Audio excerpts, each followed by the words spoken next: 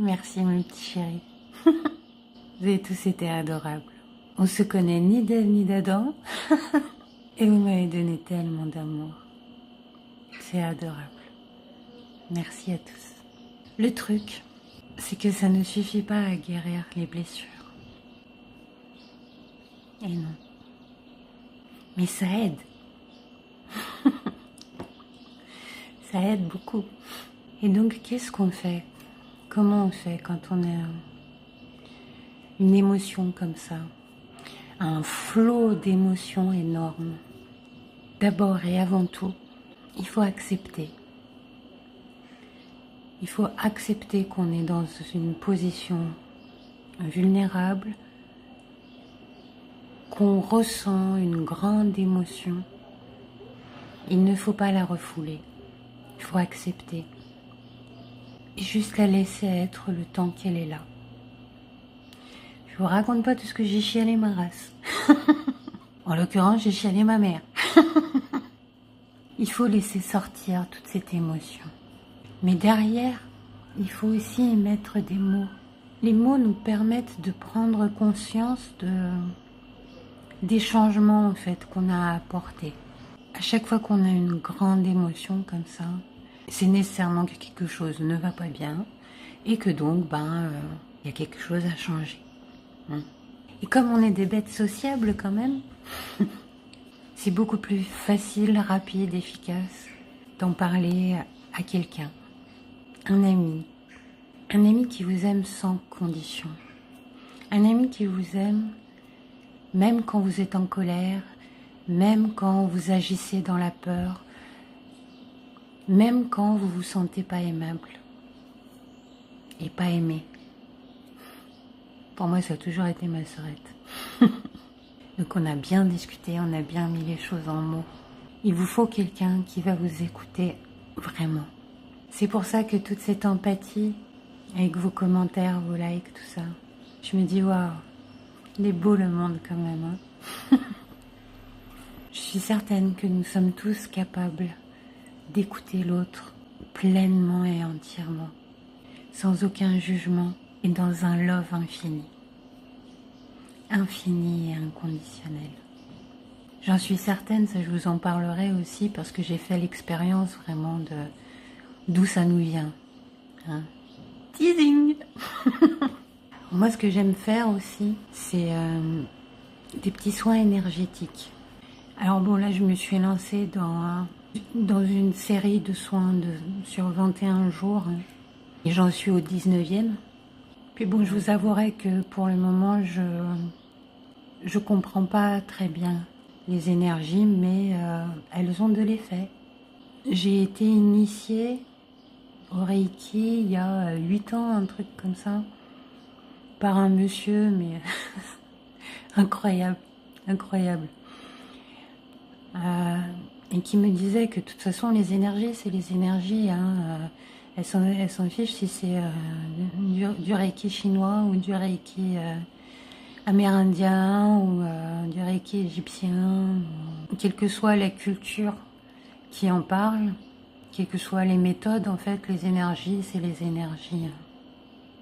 Et il y a une nouvelle TikTokeuse, Ariane Baffy, là, que j'ai connue sur Facebook, et qui parle de séances de Lao Chi.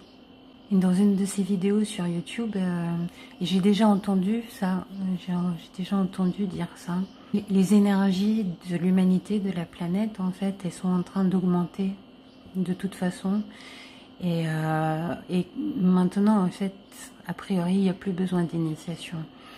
Donc c'est pour ça que je vous en parle.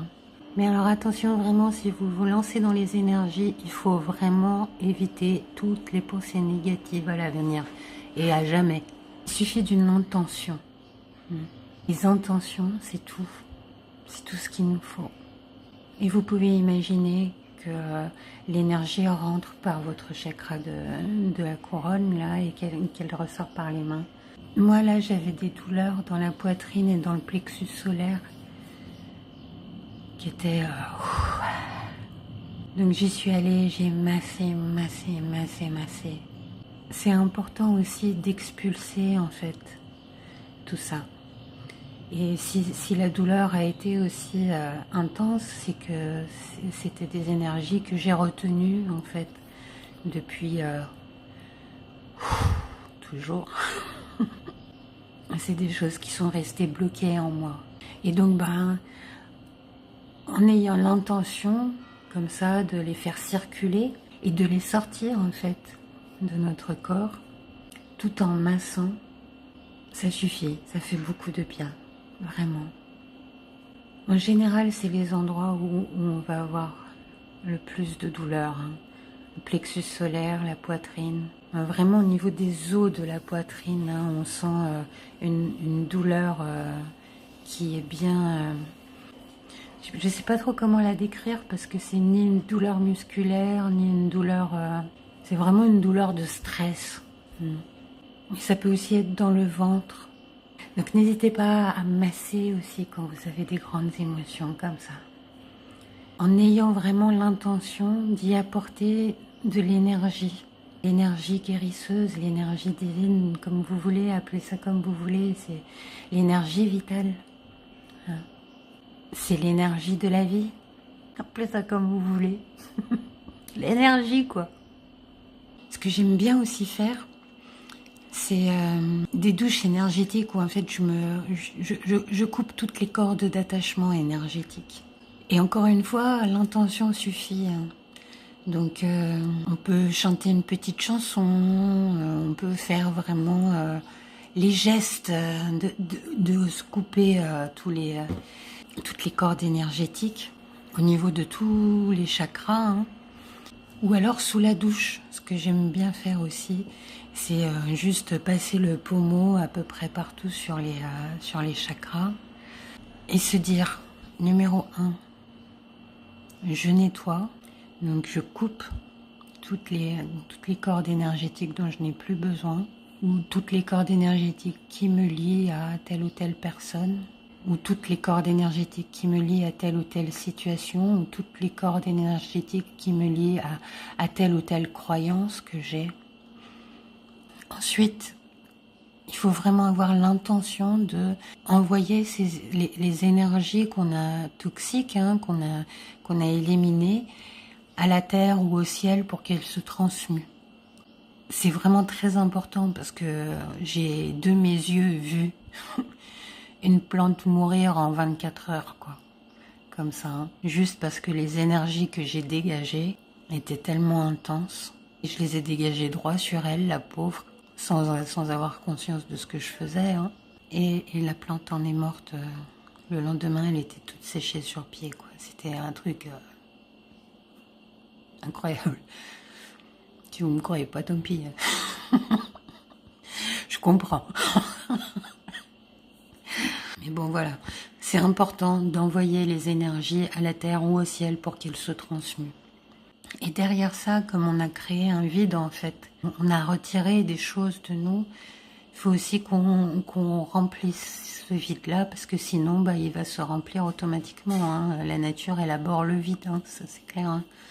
Donc, tout ce qui est vidé doit être rempli directement. Donc si on le fait pas consciemment, si on le fait pas intentionnellement, ça va se remplir de toute façon, hein. Et en général, ça se remplit des mêmes énergies qu'on vient tout juste de libérer. Moi, je chante ou je mets le pommeau de douche en fait sur tous les chakras et en imaginant vraiment la lumière, l'énergie venir partout, hein, me remplir. Et franchement, essayez, hein. Essayez, ça fait un bien. Vous n'imaginez pas le bien que ça fait, comment on se sent nettoyer, aussi bien de l'intérieur que de l'extérieur quand on fait ça comme ça sous la douche. Et voilà. Donc moi, ce que j'ai à changer là, c'est m'occuper un petit peu de moi. Alors c'est sûr et certain, je ne sais absolument pas comment on le fait. Pourtant, a priori, je sais très bien le faire pour les autres. Hein. Mais pour moi... Et vous savez quoi? Tout s'apprend dans la vie. Donc je vais apprendre ça. Merci encore. Mouah.